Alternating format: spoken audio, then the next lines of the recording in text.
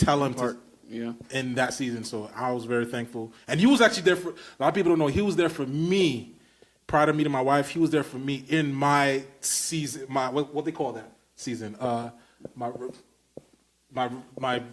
outside the cover. He was in the streets. Yeah, he actually he was very gracious. He was actually there for me when I was in the streets. Hypothetically, if I belong to the streets, no, he was there. No, seriously, he was there before. Like, so I felt like we matured, and I hope so, because I'm not trying to, not. But yeah, man. So like, more on the music. So find me here. Kiss Me Again. Was like, what's another song that you say like, yo, you play this song and like, wow, this is something that you connected to. What's another song that you have in the arsenal? All of the songs I connect with, for the sake of, I guess, giving versatility, all the songs I really connect with. Because every song has a story behind it, Though this is a podcast, I still treat it like a performance too, right? So I did treat it as a performance. This is my podcast, but it's not. I don't want it to have a formula. You get what I'm saying? Word. Every podcast is gonna have its own identity. It's gonna have its own culture and everything. Yeah. So don't worry about the form. Just do what you do. Word. Yeah. I connect with all of them. The one I got a deeper connection with is probably Do You Mind, but this next song I'm not gonna play is Do You Mind just because I like to put on for the culture one time. This one called Les Méchants was I had dropped a blend of Afrobeat and Creole. Since then, now it's adopted, but I feel like people at the time didn't do a good job of blending the two. So what I did, this was my old band, IET band. It was called Bless, that was a bop. First. That was a smash. I feel like that should have hit hard, man. Man, I know. That was a fun record. That was fun. And he had sent me the beat, and I forgot all about the beat. I just woke up one morning. I was just like, let me take a look at this. That was fun. Yeah. But I had met a South African. South African producer. She named her child after me. Post the Voice. So I got like 30 babies named after me around the world. It was kind of I was like, whoa. That's and then nice. all them like, can I name my babies? I'm like, sure, do what you got to do. Like, I'm happy. Like trademark your name, please. Tell me about it. That's a whole other thing, child. Funding for that. But anyways, but yeah, so she was like, yo, I got this Afrobeat song. I was like, what's funny? I'm trying to mix the culture to the best of my ability. This is when Afrobeat first. 2016. 2018. The Voice is 2018, so 2019. 2019, yeah. Yep. It's like when this is like WizKid is first coming out and stuff. But I wanted to mix, because I knew music is so fluid in such a way it connects so many different genres, where you can have a Afro pop, because there's so many different Afro pop beat rhythm and then a compa rhythm. Explain what compa is. So there's so many different Haitian rhythms, but with compa it's like zouk mixed with. But yeah, this one is but this one more of a zouk. And a zouk is, or rather I should say, when I try to describe people, I tell people, do you know of Kizomba, right? And I tell the root of Kizomba definitely comes from zouk itself. And the zouk is definitely internationally known. It's just, though, if you ever seen like the TikToks or Instagram people, they just kind of dancing, they like dancing all sexy, like, just like, what's going on? Why are they so close right now? This is not okay. Like, I don't know. Close, but not touching close. No, they touching close on that zouk, boy. Okay. They touchy. They're just like this, right there. This close. Just the garment. What they say, the Liberty way, but not literally just close. That's called the Liberty way? That's what y'all call it here? About to say, wait a minute. Nah. Like close, but not too close. Not like just, Somebody said they policing this out here. They're policing out here. Not capping it here. She's like, they do. You can't go to the rooftop. No. This one is called Les Méchants. And Les Méchants translates, its literal translation is like, she's mean. I took it in a context of like, she's bad. Like, because even when you say les méchants, it'd be like, oh, pour que ça méchant comme ça? Like, oh, shit, pour que ça méchant? It'd be like, yo, why you acting so mean? Why acting like that? So it's like you're a tease. And yeah, I just, in my mind, I don't know, I wanted to make recreate another Bless. I love all the songs, but I'll play that one right now for you, and hope you like it.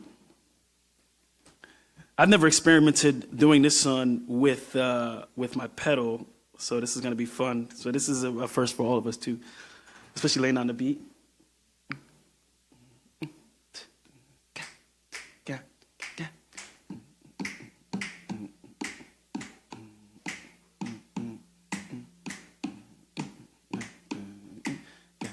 trying to get to.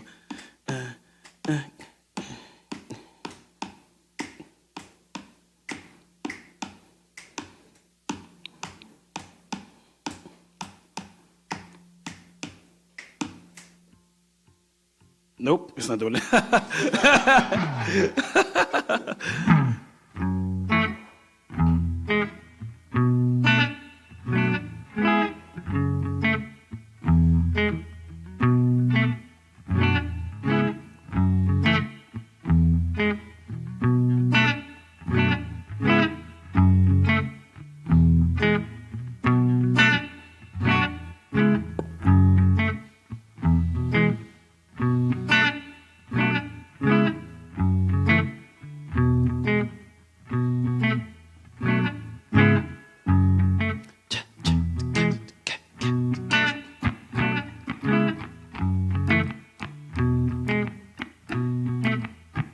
Check these scenarios. You and I hit it old. Anything we say goes. Baby, I go fight for it. I go fight for you. Now you be the author. Say you want fresh water. I'll arrest the clouds, do. Till rain hits the ground, do. Your smile is my crown, baby. Your heart is my heart, baby. Come over and rule me, yeah. I want you to rule me, yeah. Oh, I swear, yeah. Wap koneki moonweye, jam well la. Son criminel bien habillé, Kembela. That's what everybody says. How can I?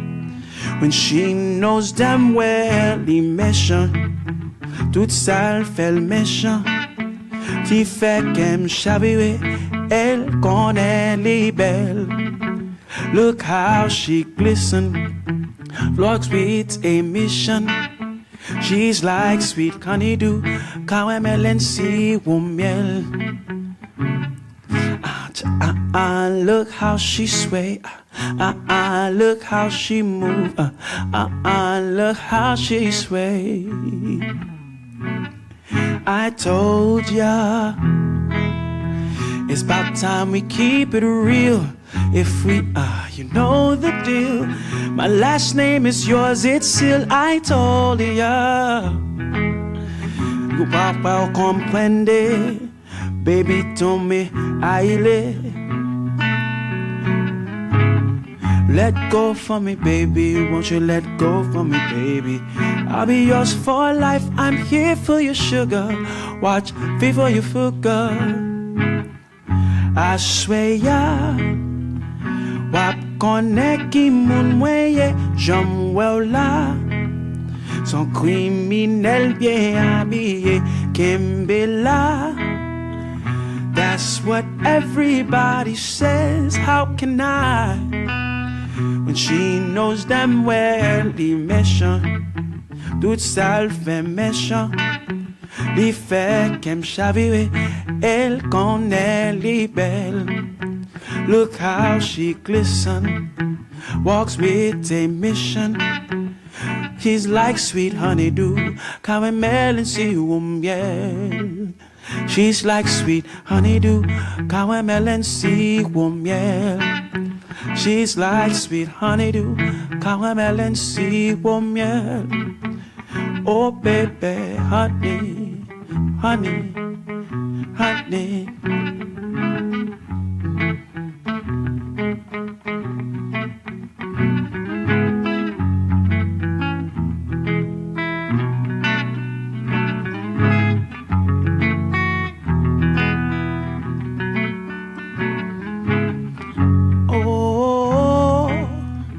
I swear I'm gonna moi.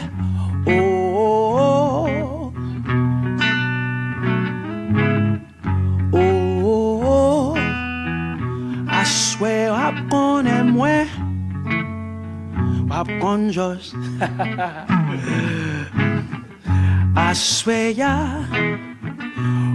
konen ki moun mweye jam wè la. Son criminel bien habillé kembe la. That's what everybody says. How can I? When she knows them well, li méchant, tout ça fait méchant. Li fait qu'elle chavire, elle connaît li belle. Look how she glistens, walks with a mission. She's like sweet honeydew, caramel si ou miel. She's like sweet honeydew, caramel si ou miel. She's like sweet honeydew, caramel si ou miel.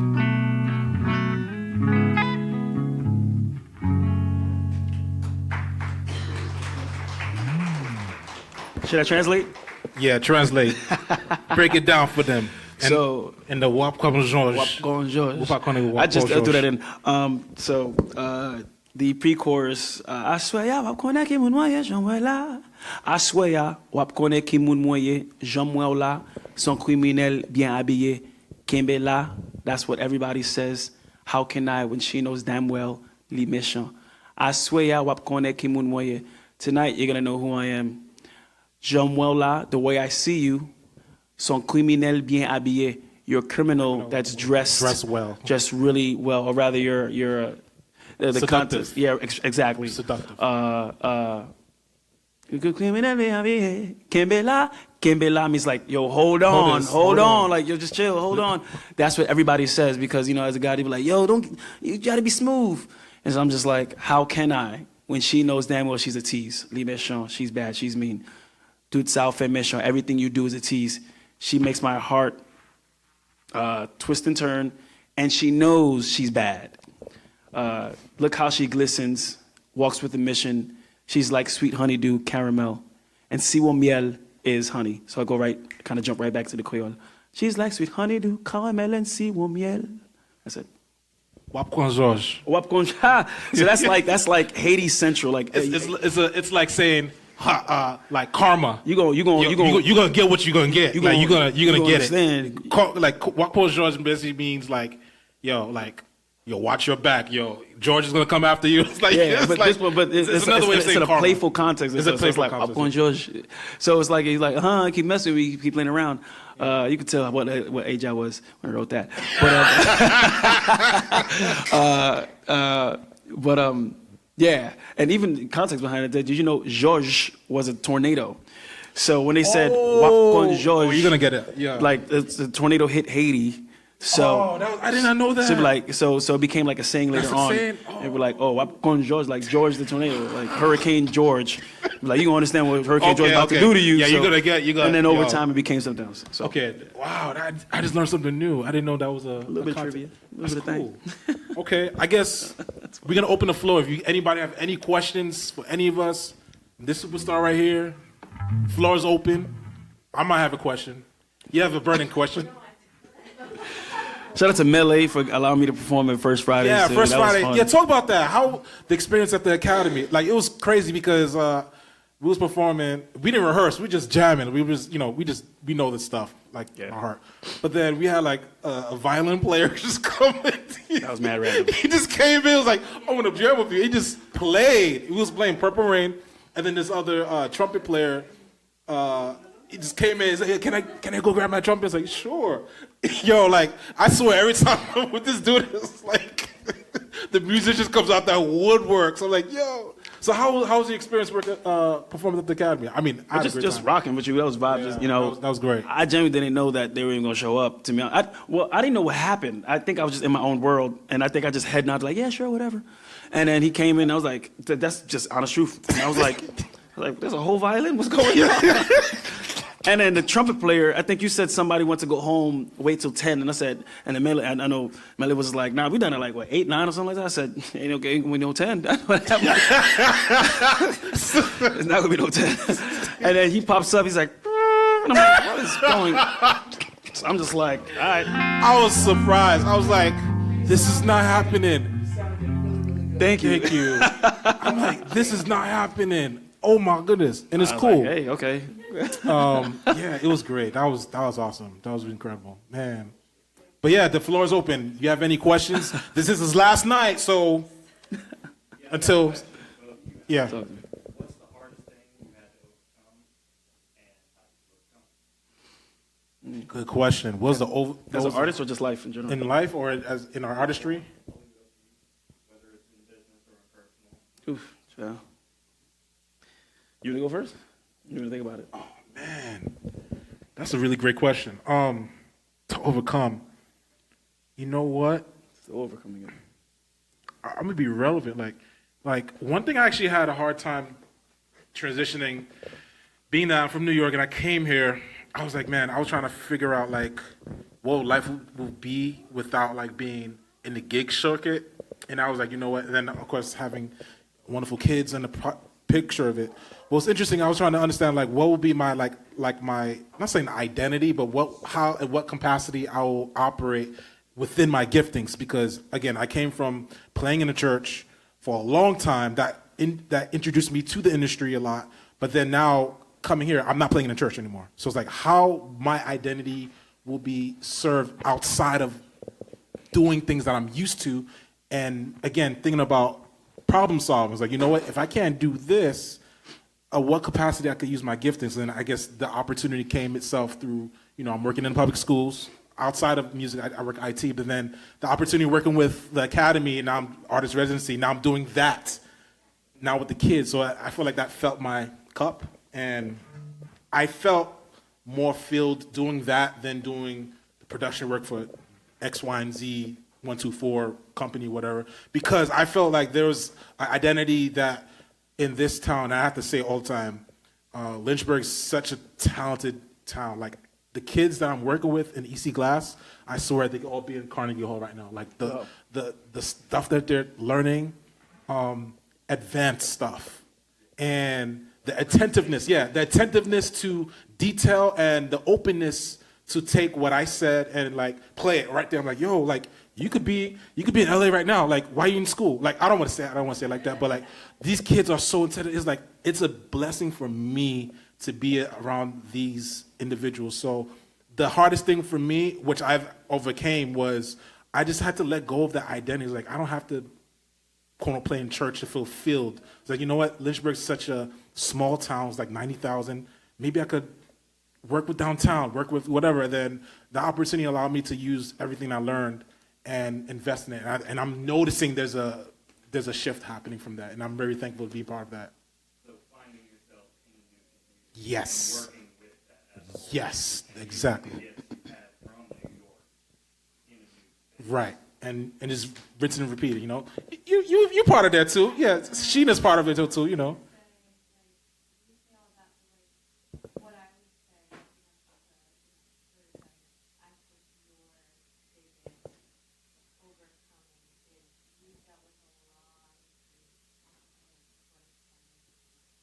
Yeah, I agree.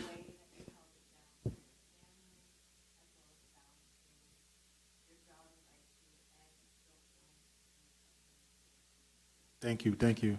Yeah, Sheena was one of the artists that earlier, it was the earlier studio that we had before, recorded her project. Amazing.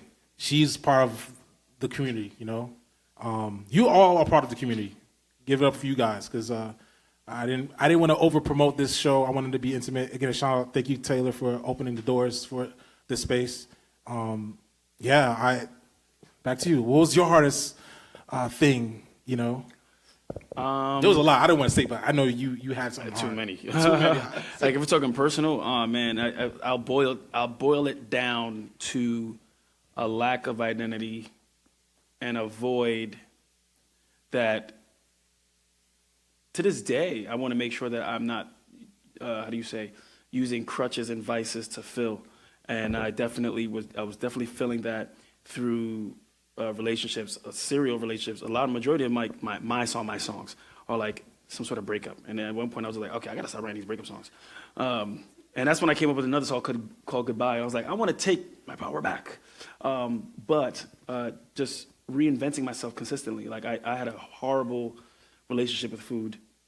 I should probably say the mic right to like record the podcast. I had a horrible relationship with food, and at one point my heaviest was like 290, and then my lowest was like after I lost it, like a healthy 180.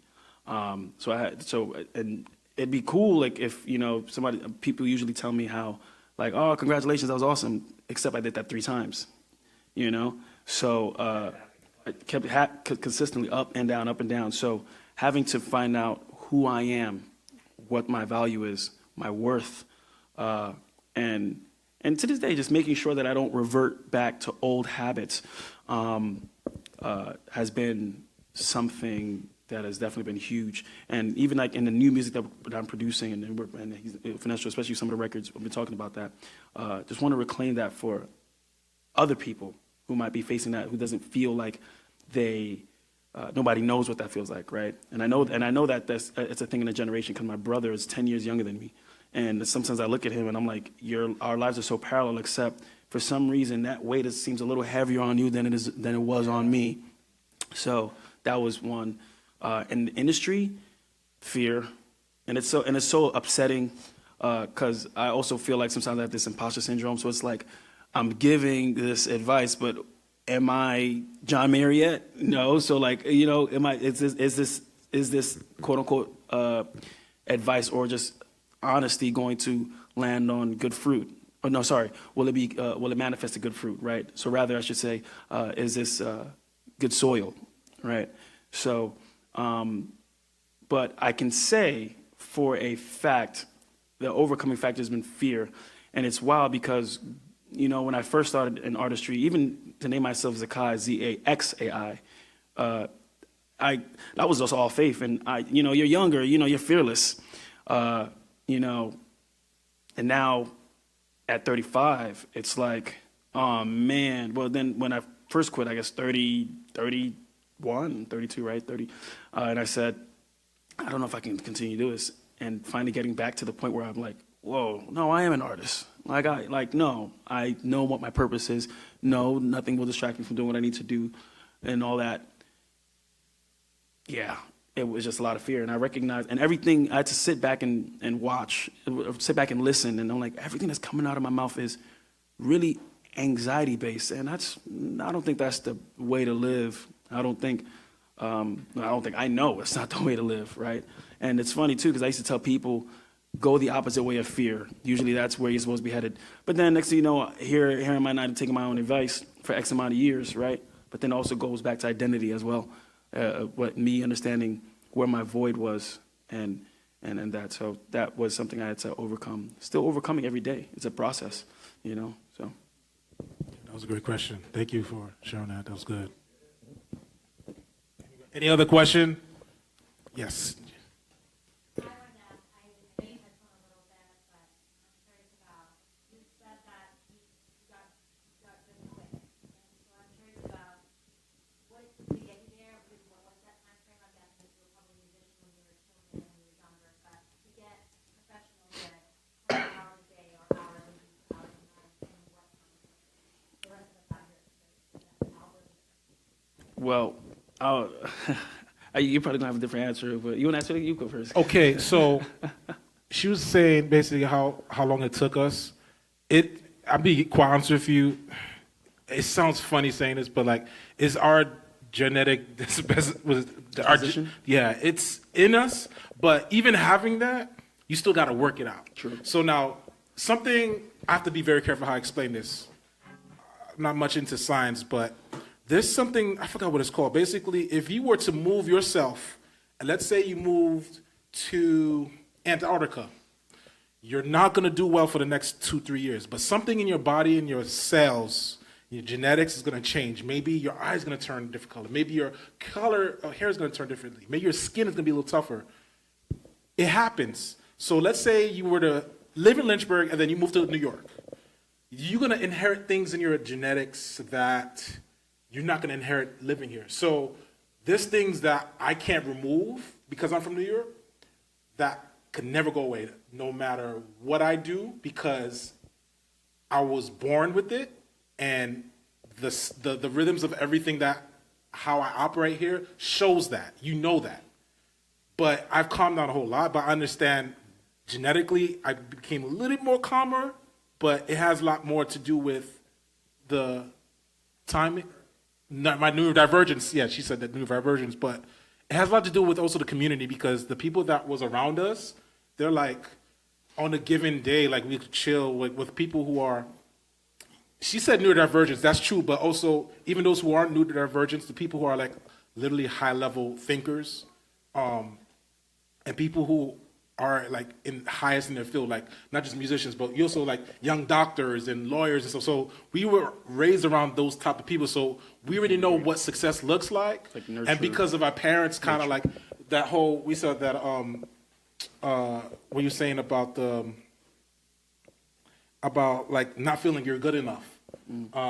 The whole imposters. I feel like that's inherited through our parents' fears because they want us to be something else, but we didn't know how good we was because we never was nurtured that until we went to school or until we went to college. It was like, oh, I know how to do this. It was like, oh, and you go crazy. It was like, why no one didn't tell me I was like this at home? And it made us sad, but in a way, now we had to nurture that. So being in the area that we had to grow and like adapt to helped us get to that level. And then when we left, we didn't know how good we was until You found it. you know what I'm saying? Yeah, that's true. So it has a lot to do with the community. So if I want to be a singer, you got to be around singers. Oh, I want to be a runner. You got to be around great runners. If you want to be a musician, you got to be around great musicians. And that's literally this is what we were around, and that helped us when we were out of that. It was just a natural thing. It kind of is in our genetics, and then of course, nurturing it comes with also practicing. But sometimes, even Brad, I know you from Denver, right? Like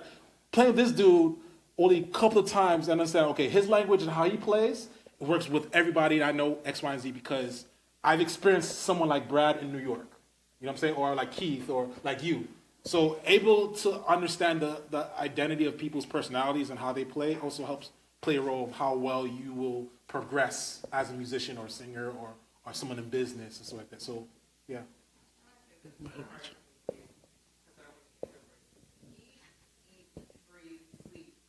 There you go.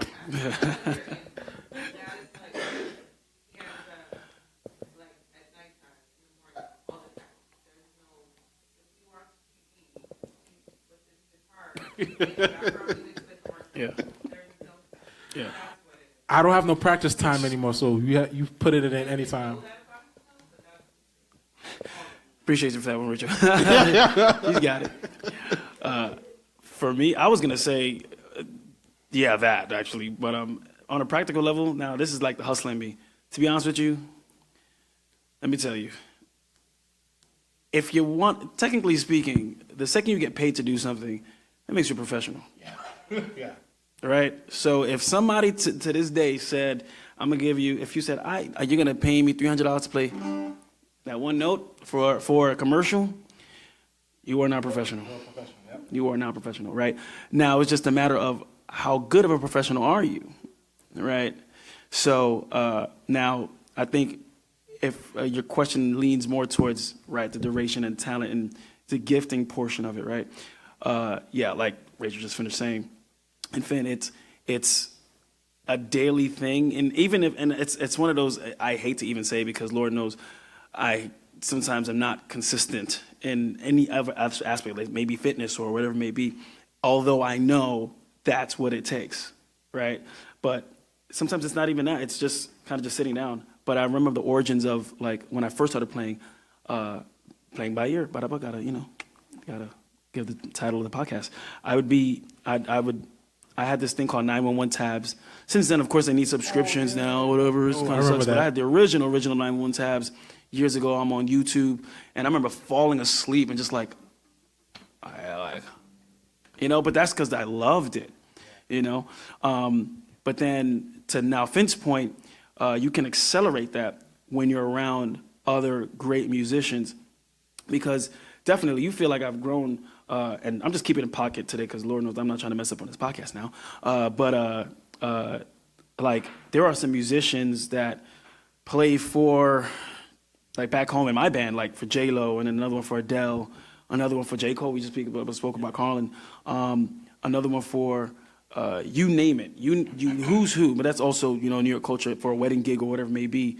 So you're kind of just sitting down, or just even listening to it and just like, what did he do again? You playing? Yeah, it's the culture. It's Like, just like, oh, I gotta try that. yeah, you're. It's like instead of going to a school like Berkeley in Boston, like you get the best, like in your church or in your backyard, or you know what I'm saying. And when you're around that, it's gonna rub on you. It's just natural. Like come to the jam sessions. Come, like I can invite you out to the studio. Lots of open mics. Open mics. A lot of open mics. That's your training ground. Like a lot of people don't realize, like bands like Steely Dan or Toto or Earth, Wind and Fire. Those guys, if you think about it, they were session musicians. Yeah, They were session musicians. Like, all of them were session musicians. Some play in church, some play with Motown, whatever. They were all session musicians, like us. And then they got big because it was like, oh, you play percussion, and then, they keep on rotation, and they got big because of, like, Dave Matthews Bands. Again, like, those guys, that formula is because they were around those other people. So, even the mediocre of the musicians are on the top because they were around those people. So you have to focus being around those people that you aspire to be or want to be, and you'll be there eventually. Especially when you leave, you'll notice that. Yeah, feel comfortable doing it when pretty much. I just, even playing out, like I felt more comfortable as a singer. It took me time to become like a guitarist, and like where I feel like okay, I can take a solo. Like, and even then I'm just like, you're gonna get a good 8 bars. That's about it. You got way better though. I'm not gonna lie. Solid 8 bars. When you was soloing at Purple, I was like, okay. Just like voicings, but I become a better acoustic player because of my electric guitar playing, so. But like Finn said, like same thing. Sometimes I'm just like on the bed and just, and I was like, oh, okay, cool, whatever. And I step out, my friends are like, whoa, I'm like, don't you owe me, that was doo-doo. Next thing you know, you're gonna end up doing some crazy Jimi Hendrix left field, the lick, and I'm just like, bro, like I just don't wanna play anymore. Like, what are you doing? So it just takes putting that 10,000 hours or just the love of it. So if anything, the love, it's got to be there. It has to be there. Yeah. Is it? Hopefully I answered the question. I hope we answered again. Any other questions? Yes. Ooh, that's a... She asked, what would it take to get you to move to Lynchburg? Brother, if that was the God speaking, we had the brother conversation.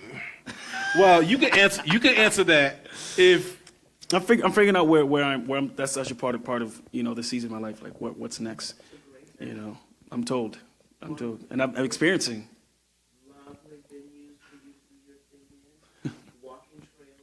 Trust me, I've sold the whole gamut. It's right now. All he has to do is literally just step on through. That's all he has to do. Just step on through. Our arms are definitely open and welcoming to you. And whatever we can do to make it easy, we're here for you. Yes, ma'am. Thank you. This is your home base, bro. I'm telling you. Listen, brother, just praying and figuring it out. That's all it is. Just figuring out what's gonna be next. Where to go. He's being stubborn, but yeah. No. Let me tell you. I spent too much time. That's good. I love his demeanor because you got to be very intentional. Because again, we've been through traumatic experiences too. Even though I moved here, it was harder for me to transition, but it gotten better and better, obviously. But I love the fact that he's really intentional about it. So it's not just, I'm relying on my boy, but it's good because you want to make sure you're on the right side of things. Of course. Even though it looks good, you want to make sure you know. Yes, it's got to all make sense. Doesn't make Coming sense. here, it just made sense, Any other question, concerns, comments, and yeah, mama. Okay.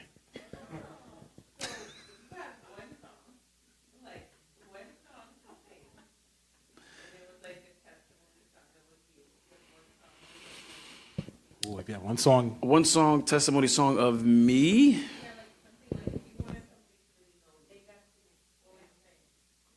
And really know me? Any song. It doesn't matter if it's your song or anybody's song. Oh, like me as an artist or like me as like describing who I am? Oh, Blackbird. If it's something that's yeah, you know why? Because I remember during quarantine, not post-quarantine, I would because I messed up the bridge a few times. Yo, we did it tonight. We was trying to. I was trying to. Play slow. Yo, first of all, Blackbird By was it Paul McCartney? Yes. That's a hard song to play. I'm like, people swear. I just forgot the bridge. Listen, people swear Paul Yeah, I McCartney guess I is. could do a cappella. People think that Paul McCartney got like, yo, Paul McCartney got some pepper in him. Like he Boy, is. got some lemon pepper wings, brother. He's pepper. He has some pepper in him and spice. That's a very hard song to play. It's very, Yeah, my wife said, play it. Play your version of it, man. I love what we jamming at my house, man. Take your time. I always mess that song up. But it's such a beautiful song. I don't mess it up. Why Blackbird? Blackbird because I remember when I translated it in Creole, it used to come from a Creole set that I was doing. And I would mix English and Creole together during that portion of the concert. And I thought about the kids in Haiti too, just because, and I thought that, man, like, this is probably what they may feel like, but also me too. But anyways, man, I wish I could remember how to play that bridge, child. Let me tell you. And it sucks because that was like one of those songs I sat with, but I haven't played it since coming to Lynchburg. So I don't even know why. Maybe that was God trying to tell me you better sit down and learn it, and I did not listen. But just get the key.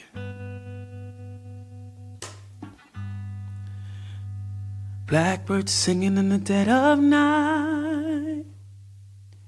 Take these broken wings and learn to fly all your life.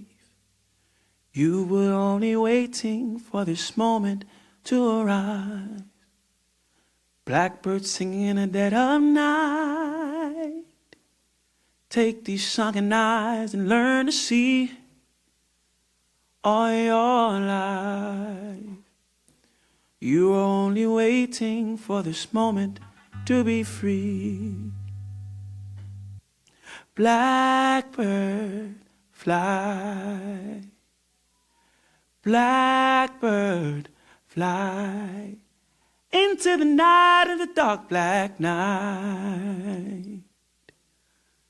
Blackbird singing in the dead of night. Take these broken wings and learn to fly all your life. You were only waiting for this moment to arrive. Blackbird, fly. Blackbird, fly into the night of the dark black night. Yeah. I knew he was gonna sing in Haitian Creole. I was like, oh boy. I forgot my translation. It's all good. Yeah, that was great. So this bring that back. concludes the podcast. Any last remarks? I'll say, guys, thank you for coming.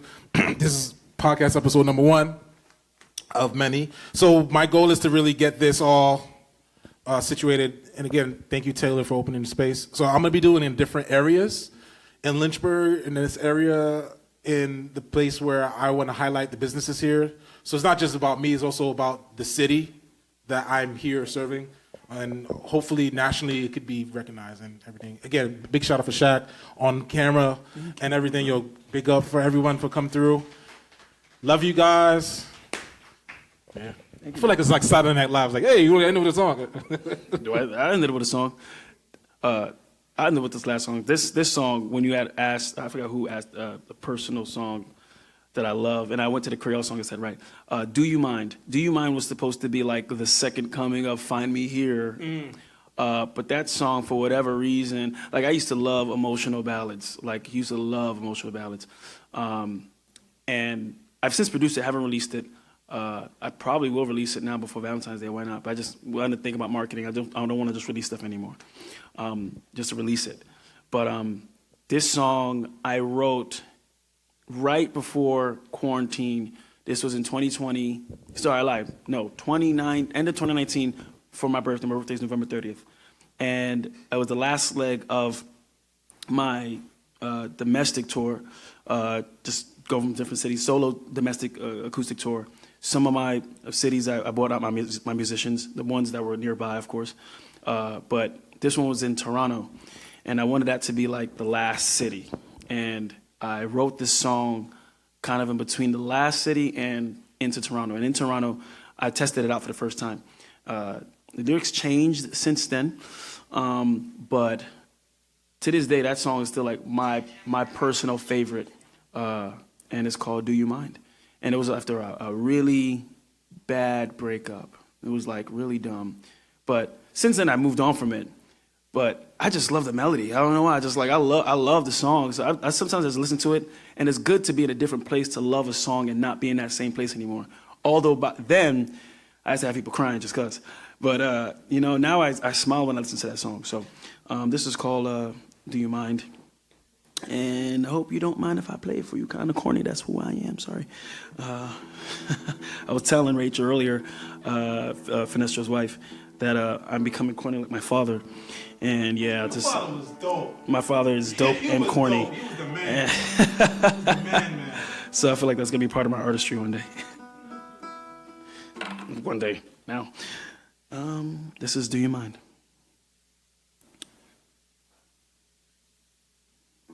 Nope. Here we go. Nope.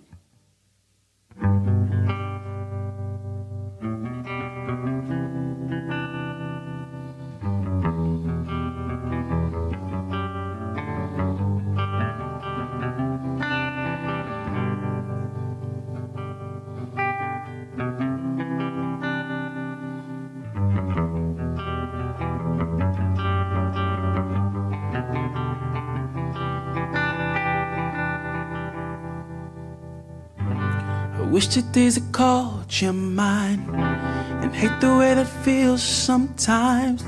Truth is I'm far from fine. Thought that I could get you off my mind. Hit the road, leave you behind. The whole time I've been blind. Flashbacks, they taunt me. Phones filled with memories.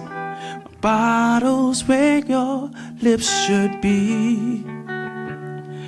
I've been traveling lately, and last night seems hazy.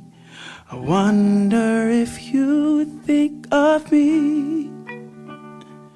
I don't want to, and I don't mean to, but do you mind if I'm still in love with you?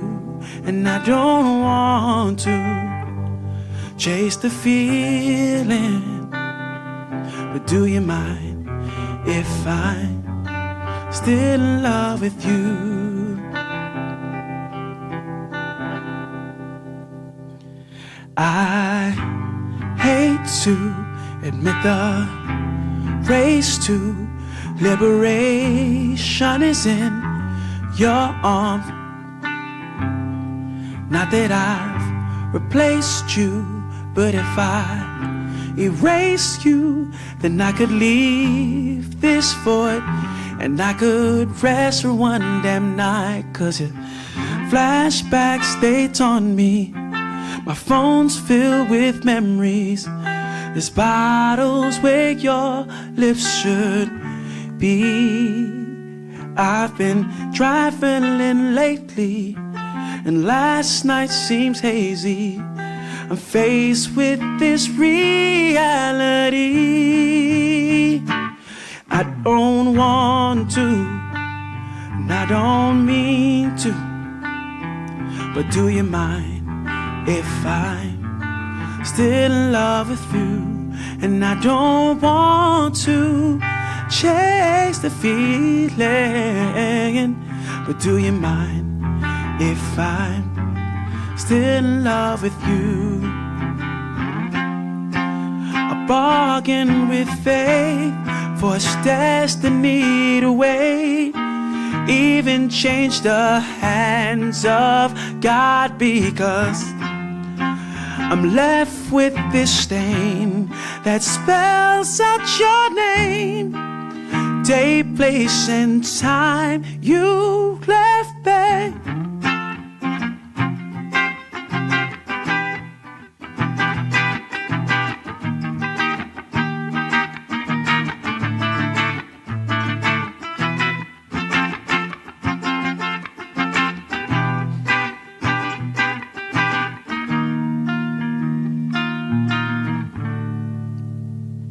and I don't want to, and I don't mean to.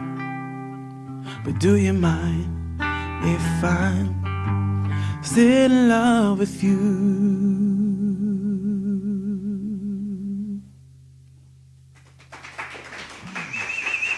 Thank you. That'll be out, I don't know when, but I'll figure that out. Beautiful, beautiful. All right, so that concludes the podcast. All right, thank you guys for coming. Peace. Peace.